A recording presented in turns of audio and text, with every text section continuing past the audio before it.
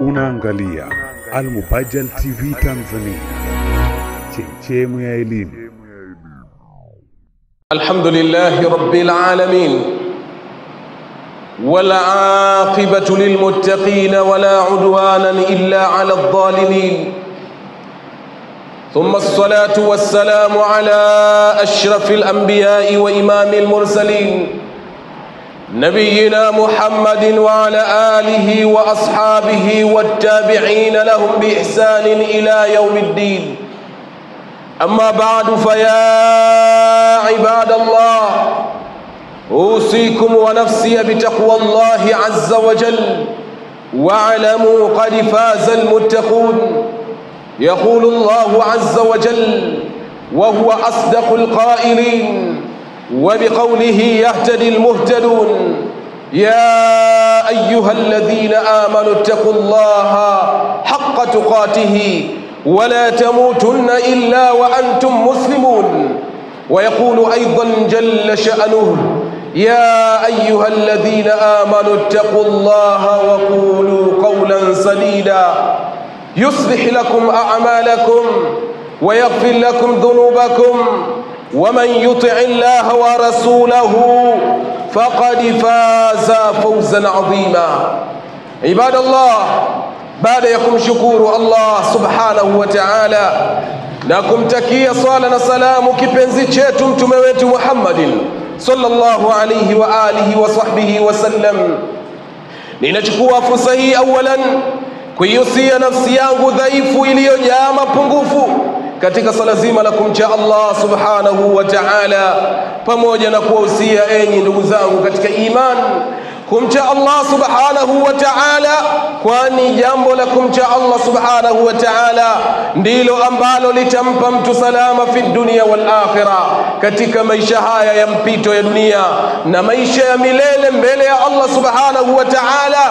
Mtu akitaka apate mafanikio yaliyokuwa ya kweli ya mafanikio, akitaka awe ni yuko katika furaha iliyokuwa furaha ya kweli, ni pale atakapokuwa anamcha Allah subhanahu wa ta'ala.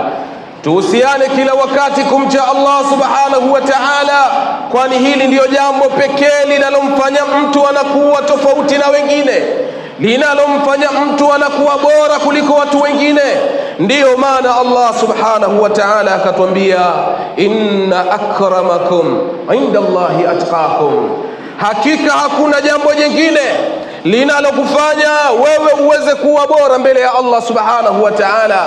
Allah anasema inna akramakum, hakika ya mbora wenu, inda Allah, mbele ya Allah subhanahu wa ta'ala, sio mbele ya wanadamu, mbele ya Allah subhanahu wa ta'ala. Atqakum ni yule anayemcha zaidi Allah subhanahu wa ta'ala.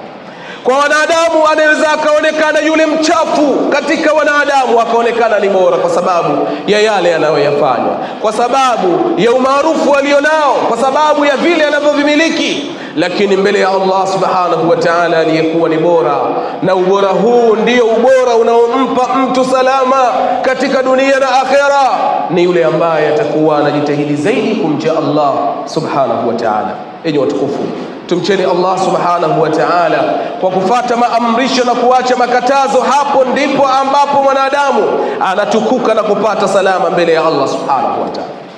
Watukufu Islam, naomba leo nizihamishe nafsi zenu kiroho, niwahamishe moja kwa moja kutoka hapa Masjid Muhammadin sallallahu alayhi wa alihi wa sahbihi wasallam, tukaende tukatembelee nyumba ya Allah subhanahu wa ta'ala takatifu, nyumba iliyowekwa kwa ajili ya watu kufanya ibada ya mwanzo kabisa katika ulimwengu huu. Niwaombe leo tusafiri kihisia, tuondoke katika Masjid Muhammadin sallallahu alayhi wa alihi wa sahbihi wasallam, tuende kule ambako mtume wetu Muhammadin sallallahu alayhi wa alihi wa sahbihi wasallam alizaliwa. Niwaombe tuondoke katika Masjid Muhammad kihisia, twende katika maeneo ambayo yalianzishwa historia yake tokea dunia hii inaumbwa, Allah subhanahu wa ta'ala akaichagua na kuipa utukufu sehemu hiyo, na itaendelea kuwa tukufu ila yaumil qiyamati, mpaka siku ambayo Allah subhanahu wa ta'ala ataibomoa dunia hii na kuivunja kila kitu chake na kuisambaratisha kila kitu, kisha kuanzisha maisha yaliyokuwa ya milele mbele yake Allah subhanahu wa ta'ala. Tuondoke hapa twende katika maeneo ambayo mtume wetu Ibrahim alayhi salam, mara baada ya kuoa mke wa pili aliyekuwa anaitwa Hajar, alipomuoa mke wa pili na kupata mtoto aliyekuwa anaitwa Ismail, aliambiwa na Allah subhanahu wa ta'ala ahame na mke wake huyo na mtoto huyo, waende katika eneo ambalo ni jangwa, eneo ambalo halina nyumba, eneo ambalo ni kame, halina hata maji. Aende akakiache kizazi chake hiki katika maeneo hayo. Katika maeneo hayo aliyoelekezwa na Allah subhanahu wa ta'ala, Allah alishapatukuza sehemu hiyo, na alitaka iwe ni sababu ya wanadamu wanaofuata waweze kupatukuza sehemu hiyo. Na ndiyo maana Allah subhanahu wa ta'ala akamwamrisha mtume Ibrahim aondoke na Ismaili akiwa ni kichanga kidogo, aondoke na mke wake Hajar, waondoke mpaka wafike katika eneo hilo lililokuwa la jangwa. Kisha wakifika hapo awaache eneo hilo na yeye aendelee na majukumu mengine. Hajar baada ya kuachwa katika eneo lililokuwa jangwa, eneo lililokuwa halina mazao, eneo lililokuwa ni kame, hata maji halina, Hajar kufika sehemu hiyo baada ya kujengewa kijihema kidogo yeye na mwanae. Kisha mtume Ibrahim alayhi salam anataka kuondoka, aliaga familia yake. Hajar alimwangalia kwa jicho la huzuni, akamwambia, ina maana umetutoa huko ulikotutoa, katika maeneo ambayo tulikuwa tumechanganyika na watu, maeneo ambayo tulikuwa tunapata misaada mbalimbali na watu, unakuja kututupa katika eneo hili kame. Ni nini umekusudia ewe Ibrahim? Mtume Ibrahim akamwambia Hajar, hivi ndivyo alivyoniamrisha Mola wangu, kwamba eneo hili ndiyo nije niwaeke katika sehemu hii, ndiyo ambayo Allah amechagua wewe na mwanao iwe ni sababu ya kukaa na wengine waje katika eneo hili. Allah ameniamrisha nije niwaeke katika sehemu hii. Hajar baada ya kuambiwa Allah subhanahu wa ta'ala ndiye aliyeidhinisha aje awekwe katika eneo ambalo ni kame, akamwambia, kama ni hivyo falan yudhiyana, Allah hawezi kutupoteza sisi, Allah hawezi kutuacha. Kama Allah ndiye aliyekuamrisha uje tuweke katika sehemu hii, nenda zako Ibrahim, sisi inna Allah maana, hakika ya Allah subhanahu wa ta'ala yuko pamoja nasi. Ibrahim akaondoka na kumwacha Hajar pamoja na mtoto Ismaili akiwa ni mchanga. Watukufu wa Islam, lengo si kisa cha Ibrahim na Ismaili, lakini tunataka tuangalie sehemu hii takatifu. Mara baada ya masiku kupita, yalipopita masiku, mtume Ibrahim akawa anakuja kusalimia familia yake na anarudi katika eneo ambalo ana mke mwingine katika miji yake mingine, anafanya shughuli zake za dawa, anakuja huku na anakwenda kule. Siku moja akaidhinishwa na Allah subhanahu wa ta'ala, akaamrishwa kwamba nenda katika sehemu ile ambayo umemweka Ismail na Hajar, nenda katika sehemu ile, kuna eneo lina foundation, kuna eneo lina msingi ambao umeanzishwa miaka mingi tokea dunia inaumbwa, na wanachuoni wengine wanasema ya kwamba msingi huu ulitengenezwa na malaika tokea Allah subhanahu wa ta'ala anaiumba dunia yake. Nenda utakutana na huu msingi. Ewe Ibrahim, ninakuidhinisha wewe na mwanao muweze kuujenga msingi huu na kuinyanyua, kwani hiyo ni nyumba yangu takatifu. Ibrahim alayhi salam akafanya kama alivyoamrishwa na Allah subhanahu wa ta'ala katika eneo lile kame. Wakati huo akiwa tayari Ismail ameshakuwa ni mtoto mkubwa, tayari anaweza kutoa msaada kwa baba yake, lakini pia tayari maji ya Zamzam yalishakupatikana katika eneo hilo, lakini pia tayari baadhi ya wahamiaji walikuwa tayari wameshasogea katika eneo lile, kwani mara baada ya kupatikana maji ya Zamzam walikuwa wawindaji wameifanya sehemu ile ni sehemu ya kuja kulisha wanyama wao na pamoja na kuwanywesha wanyama wao katika mawindo yao na katika machunga yao wanayoyafanya. Kisa cha kupatikana maji ya Zamzam kinafahamika. Pale ambapo Ismail alikuwa anahitaji maji, hakuna maji katika eneo hilo. Maji walioachiwa na Ibrahim yameshamalizika. Ismail ni mtoto analia, anataka maji. Hajira akaanza kuzunguka kutafuta maji huku na kule, na mara baada ya kuzunguruka na kukata tamaa, anamsikia mtoto analia sana. Akarudi ili akamwangalie mtoto wake. Kufika anakuta sehemu ambayo mtoto wake anapiga miguu. Sehemu ile kumetokea chemchemu ya maji safi. Sehemu ile imetokea chemchemu iliyokuwa ina maji yenye tiba. Sehemu ile imetokea maji ambayo unapokunywa ukidhamiria kwamba yawe ni chakula, yanakuwa ni chakula, kwa maana yanaweza kukata hata njaa ulionayo.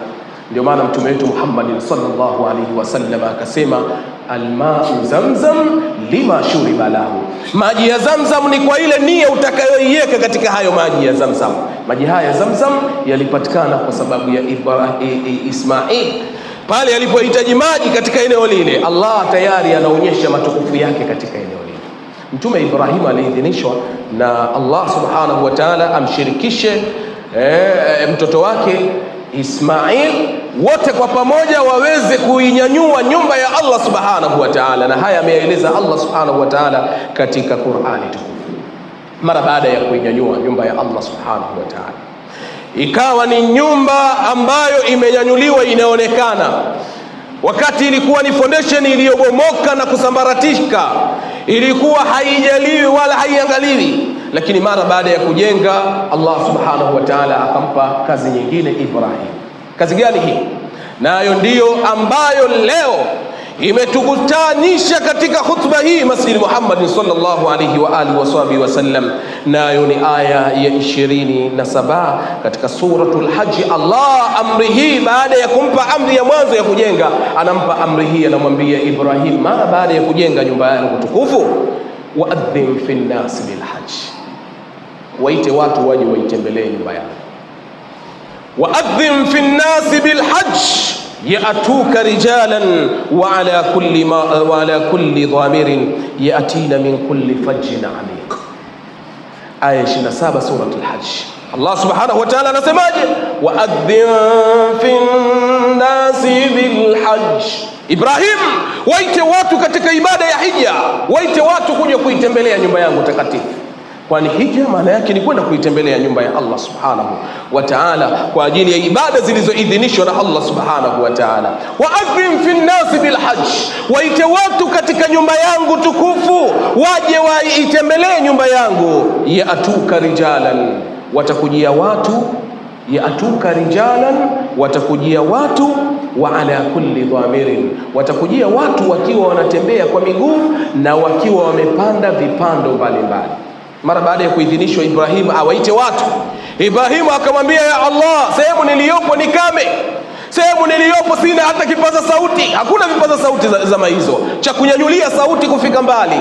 Ewe Allah, sauti yangu kweli itaweza kuwafikia makabila mbalimbali, mataifa mbalimbali, katika maeneo mbalimbali?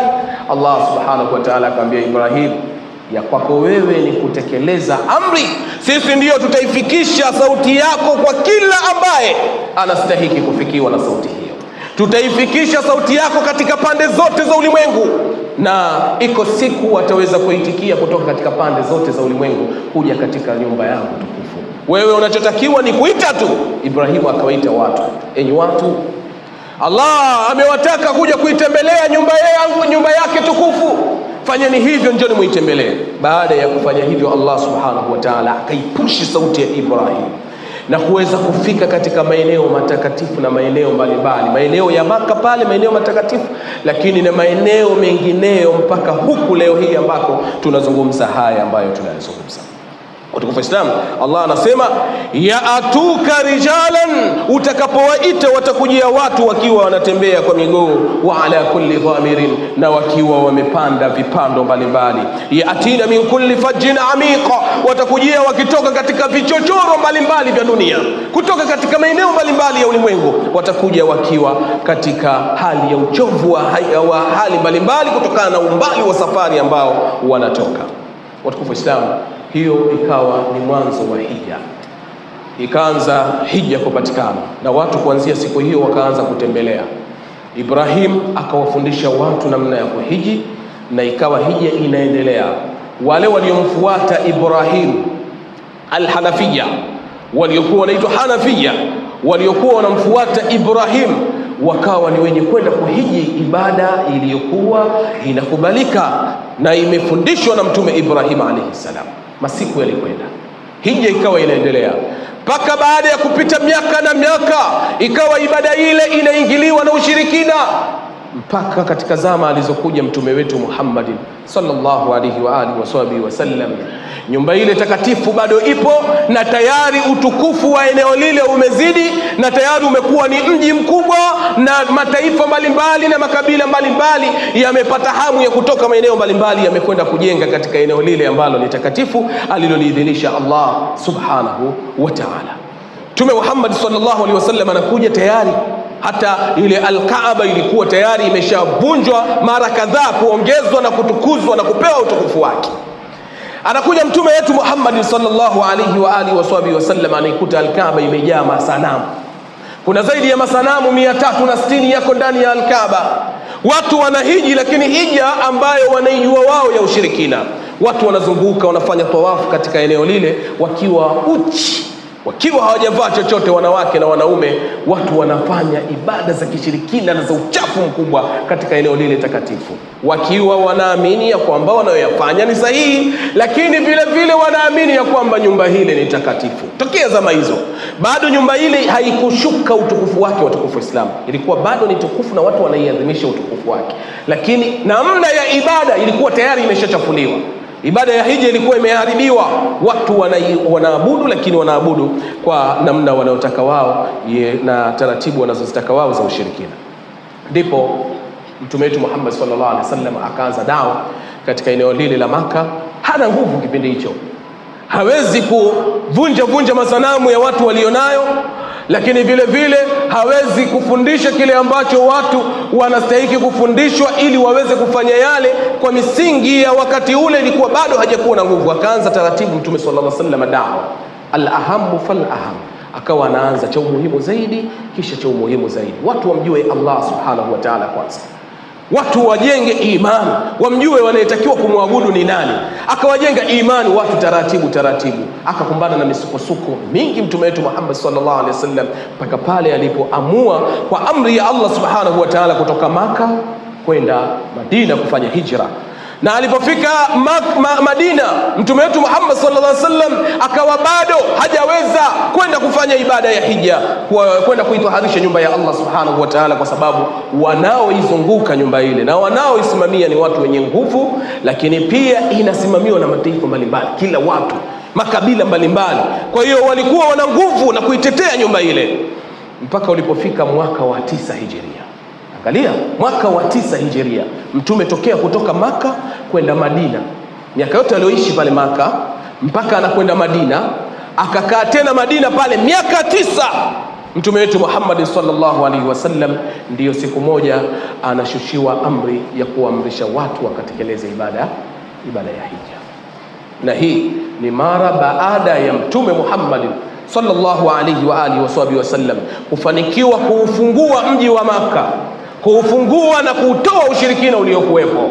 Baada ya mtume sallallahu alaihi wasallam kuwa na nguvu na kuchukua jeshi lililokuwa kubwa kabisa na kwenda katika mji wa Maka. Na alipofika katika mji wa Maka, watu wa Maka walipoona jeshi la mtume Muhammad sallallahu alaihi wasallam jinsi gani lilivyokuwa kubwa, wakasarenda wao wenyewe. Na mtume Muhammad sallallahu alaihi wasallam hakutaka kuadhibu wala kuwalipizia kisasi. Yeye alichotaka ni kutoharisha nyumba ya Allah subhanahu wa ta'ala. Ndio alipoamrisha maswahaba zake wakaingia katika nyumba ya Allah subhanahu wa ta'ala tukufu, na yakavunjwa masanamu na kusabaratishwa na kutupwa mbali, huku akisoma aya ya Allah subhanahu wa ta'ala, wa qul jaa al-haqqu wa zahaqa al-batilu innal batila kana zahuqa. Akiwa anayasoma maneno haya, haki imekuja, batili leo imejitenga. Sasa hapa ataabudiwa Allah kwa misingi iliyokuwa ya sawa, misingi isiyokuwa ya kishirikina. Mara baada ya hapo mtume Muhammad sallallahu alaihi wasallam akiwa Madina mwaka wa 9 ndio anapokea ujumbe kutoka kwa Allah subhanahu wa ta'ala, akitakiwa sasa aende akatekeleze ibada ya hija. Kwa Islam akiwa amekaa na maswahaba zake katika mwaka huu wa 9 hijiria, Hadithi ameipokea Abu Hurairata radhiyallahu anhu, anasema Mtume Muhammad sallallahu alaihi wasallam akawaambia, ya ayuhan nas, enyi watu nyie, inna Allaha qad farada alaykumul hajja, hakika ya Allah subhanahu wa ta'ala amewafaradhishieni hija. Fahujju, enyi waja wa Allah, nendeni mkatekeleze ibada ya hija. Allah amewafaradhishia na amewekea kwamba ni lazima mtu kwenda kutekeleza ibada ya kuitembelea nyumba yake takatifu. Fahujju, nendeni mkatekeleze ibada ya hija, kwani ni ibada iliyokuwa ni faradh, lakini pia ni nguzo katika nguzo za Uislamu. Bunia al-Islamu ala 50, Uislamu umejengwa katika nguzo 5. Moja katika nguzo za Uislamu ni alhajju ila baitillahi alharam, ni mtu kwenda kutembelea nyumba ya Allah takatifu. Hija, kwenda kuitikia wito wa Allah subhanahu wa ta'ala, ni jambo lililokuwa la lazima, si jambo la hiari hata kidogo. Watukufu wa Islam, Mtume sallallahu alaihi wasallam akawaamrisha na kuwatangazia masahaba na Waislamu na watu wote kwa ujumla, ya ayuhan nasu, enyi watu, inna Allaha qad farada alaykumul hajja fahujju, enyi watu, hakika ya Allah ameshawafaradhishia sasa hivi kwenda kutekeleza ibada ya hija, basi tekelezeni ibada ya hija kuanzia leo. Faqala rajulun minas sahaba, kuna kidume mmoja katika masahaba akanyanyuka akamwambia Mtume Muhammad sallallahu alaihi wasallam, ayajibu fi kulli ami ya Rasulullah, ewe Mtume, ni katika kila mwaka ni lazima sisi tukahiji? Fasakata an-nabii sallallahu alaihi wasallam, Mtume akanyamaza kimya. Huyu jamaa sahaba akarudia tena, faada ar-rajulu su'alahu, akarudia tena su'alahu, swali lake, akamuuliza tena, afi kulli ami ya Rasulullah, hivi ni lazima tukahiji kila mwaka? Ni wajibu kila mtu akahiji kila mwaka? Aliposema mara ya pili, Mtume Muhammad sallallahu alaihi wasallam akasema, law qultu na'am, laiti ningesema ndio, ingekuwa ni wajibu kwenda kuhiji kila mwaka. Kila aliye na uwezo ni wajibu kwenda kuhiji kila mwaka. Yani wewe kama una uwezo mwaka huu ukahiji, kama bado uwezo unao mwaka unaokuja ukahiji, maadamu una uwezo ingekuwa kila mwaka unatakiwa ukahiji wa mastata'tum. Lakini Mtume anasema na msingeweza kufanya hivyo, na kweli tusingeweza kufanya hivyo kila mwaka kwenda kuhiji. Ni mara moja kwa mwaka, na kuna watu ni mara moja kwa umri. Ni kuna watu wana uwezo hawajawahi kwenda hija mpaka leo, na mtu ana uwezo wa kwenda hija ni mara moja katika umri wa mtu. Mtume swalla sallam akasema, alhajju marratan, hija ni mara moja tu ya wajibu, inayobakia ni sunna. Kama unaweza kwenda mara 2, mara 3, mara 10, mara 20, nenda. Lakini ile ambayo utakwenda kuulizwa mbele ya Allah kwamba wewe kwa nini huja kwenda kuhiji na ulikuwa na uwezo, hija ni mara moja tu. Hizi zilizobakia zote ni tatawwu na ni sunna, mtu akiwa na uwezo kwenda kuhiji. Sasa leo kuna watu wana uwezo wa kwenda kuhiji, haendi hata mara moja mpaka anafikiwa na mauti. Atakwenda kumjibu nini mbele ya Allah subhanahu wa ta'ala? Atakwenda kusema nini mbele ya Allah subhanahu wa ta'ala, wakati hija ni wajibu kwake na ana vigezo ambavyo vinatakiwa awe ni mwenye kuvitekeleza na kwenda kutekeleza ibada hii ya hija. Barakallahu li wa lakum bil Qur'anil azim wa nafani wa iyyakum bil ayati wa dhikril hakim. Aqulu ma tasma'un.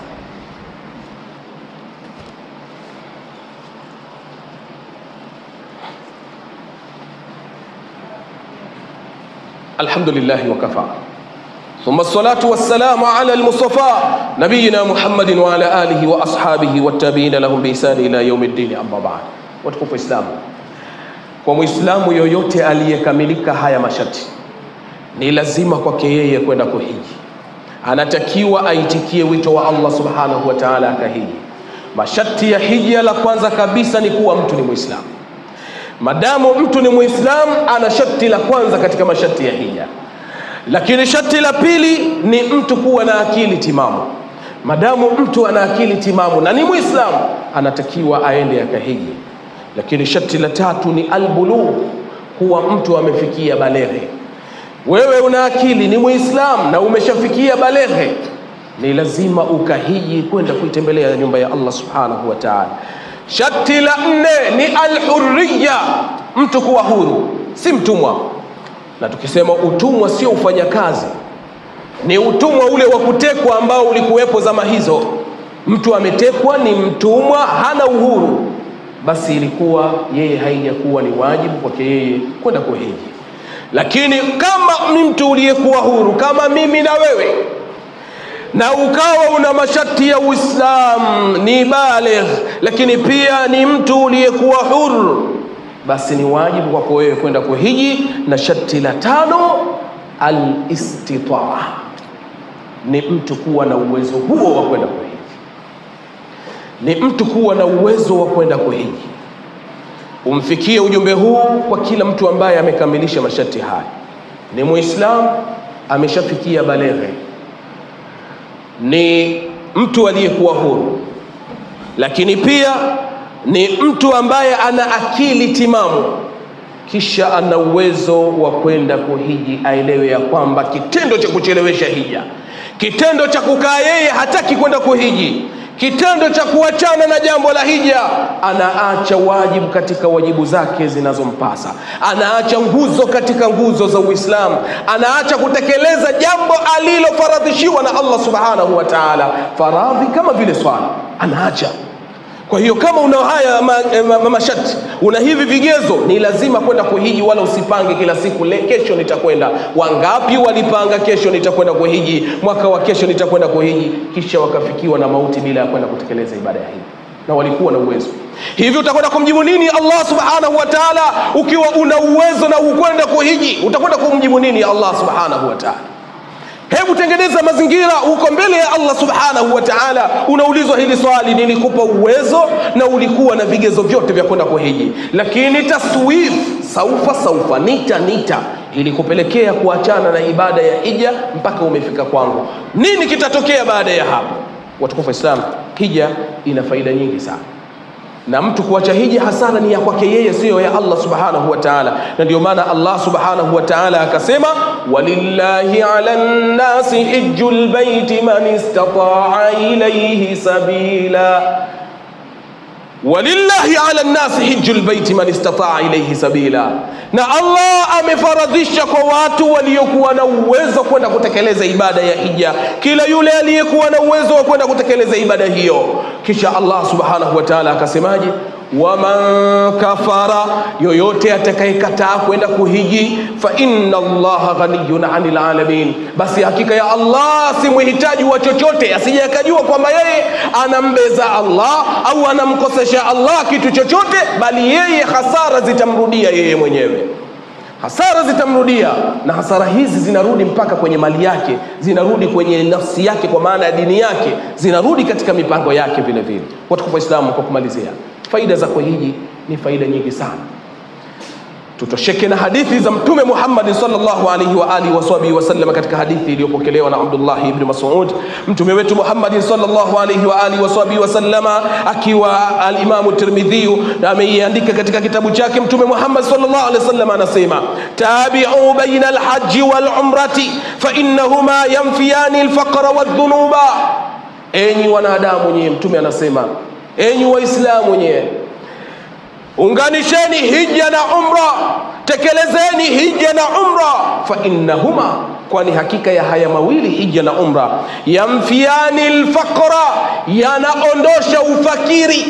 Hija, milioni zako kadhaa ulizozitoa kwa ajili ya kwenda kutekeleza hija, haziingizi ufakiri katika mali yako, bali Allah anaitukuza na kuinyanyua mali yako. Usije ukaona kwamba milioni ukiambiwa nauli ni shilingi ngapi, siku hizi gharama ni kiasi gani, zikitajua mamilioni unasema hapana, wacha kwanza.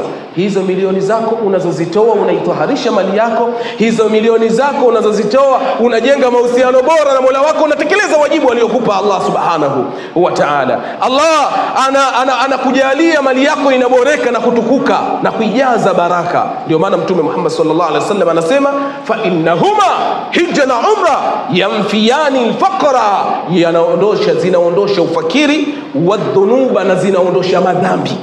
Kama yanfi alkiru khabath alhadidi wadhahabi walfiddati, kama vile kile chuma, kama vile yule fundi msafisha vyuma anavyosafisha chuma kwa kukigonga gonga kikatoka kutu, na kusafisha dhahabu ikawa ni yenye kung'aa na fedha ikawa ni yenye kung'aa.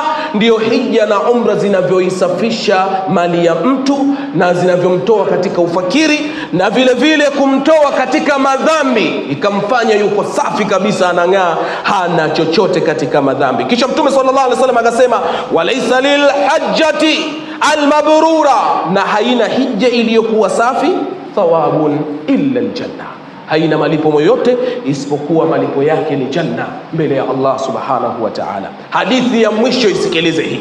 Kwa yule ambaye atabahatika kwenda kuhiji, kwa sababu hii ni bahati, kama tulivyosema, kuna watu wana uwezo lakini hawaendi kuhiji. Wakati huo huo kuna watu hawana uwezo, wanatamani, ya Allah nifungulie niende katembelee nyumba yako, niende nikatekeleze ibada ya hija. Kuna watu wana hamu mpaka wanakufa na hamu zao, hawajawahi kwenda kuhiji.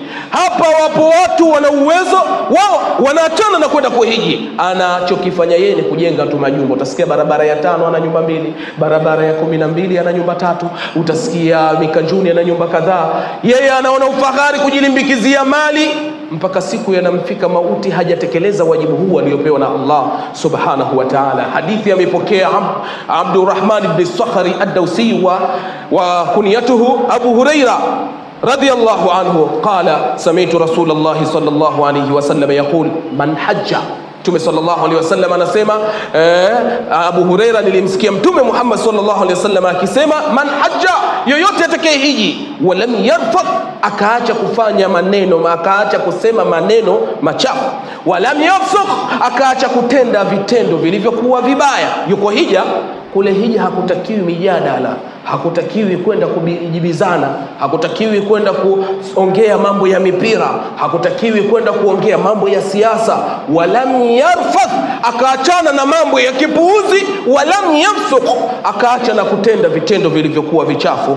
Walam yafsuq, sikiliza Mtume Muhammad sallallahu alaihi wasallam anasemaje, rajaa min dhunubihi, mtu huyu anarudi kutoka katika hija kutokana na madhambi aliyokuwa nayo kayaumi waladatuhu ummu, anarudi akiwa kama siku aliyozaliwa na mama yake, anarudi yuko safi kabisa kama siku mtu alipozaliwa, akiwa yuko safi, hana dhambi hata moja. Ndio hivyo hivyo mtu atakayekwenda hija akajitahidi, akaenda akahiji kwa misingi inayotakiwa, akaenda kuhiji kama vile ambavyo inatakiwa. Sio mtu anakwenda hija, kwenda kuhiji kutumia fursa ile kwenda kujitafutia umaarufu. Anatafuta umaarufu kupitia hija ama umra, anatafuta umaarufu kwa kwenda kutumia nyumba ya Allah subhanahu wa ta'ala. Sio yule anayekwenda hija, anafika hija kazi yake ni kuzungumza mambo ya siasa na ya mipira. Huyu hawezi kupata malipo haya. Lakini Mtume sallallahu alaihi wasallam anasema, atakayekwenda kuhiji akiwa hakufanya mambo haya ya kipuuzi, yeye kaenda kwa ajili ya ibada, na ibada akaifanya kama inavyopasa, rajaa ka yaumi waladatuhu ummuhu, anarudi kama vile siku aliyozaliwa na mama yake. Ninamwomba Allah subhanahu wa ta'ala kupitia membari hii ya Masjid Muhammad, ninamwomba Allah subhanahu wa ta'ala amjalie kila ambaye yuko katika msikiti huu, amjalie aweze kwenda hija. Namwomba Allah subhanahu wa ta'ala kila ambaye ataweza kufikiwa na ujumbe huu popote pale alipo, naye Allah amjalie aweze kwenda hija. Hakika ni katika neema kubwa sana. Allah subhanahu wa ta'ala atuwafikishe tuweze kwenda hija na umra. Allah subhanahu wa ta'ala tujalie tuwe ni wenye kwenda kuitembelea nyumba yake takatifu. Tunamwomba Allah subhanahu wa ta'ala wajalie wale ambao watakwenda hija wahiji kama vile ambavyo wamefundisha mtume wetu Muhammad sallallahu alaihi wasallam. Maana ni hasara, unatoka hapo unakwenda kuhiji, unapoteza mamilioni yako, alafu ukifika kule unafanya mambo ya kipuuzi, unaharibu hija yako. Allah wajalie watakao kwenda mwaka huu katika ibada ya hija waende wakiwa ni wenye kutekeleza ibada kama inavyotakiwa, warudi wakiwa ni wasafi, hawana madhambi hata kidogo, kama siku waliozaliwa. Allahumma ighfir lil mu'minina wal mu'minat wal muslimina wal muslimat al ahya minhum wal amwat. Rabbana taqabbal minna innaka antas samiul alim wa tub alayna innaka antat tawwabur rahim. Allahumma arina al haqqa haqqan warzuqna ittiba'a wa arina al batila batila warzuqna ijtinaba bi rahmatika ya arhamar rahimin. Ibadallah, inna Allah ya'muru bil 'adli wal ihsan wa ita'i dhil qurba wa yanha 'anil fahsha'i wal munkari wal baghi ya'idhukum la'allakum tadhakkarun. Udhkurullaha al 'azima yadhkurukum washkuruhu 'ala ni'amihi yazidukum wasaluhu min fadlihi yu'tikum wa la dhikrullahi akbar wallahu ya'lam ma tasna'un. Faqimis salat. Unaangalia Al Mubajjal TV Tanzania, chemchemu ya elimu.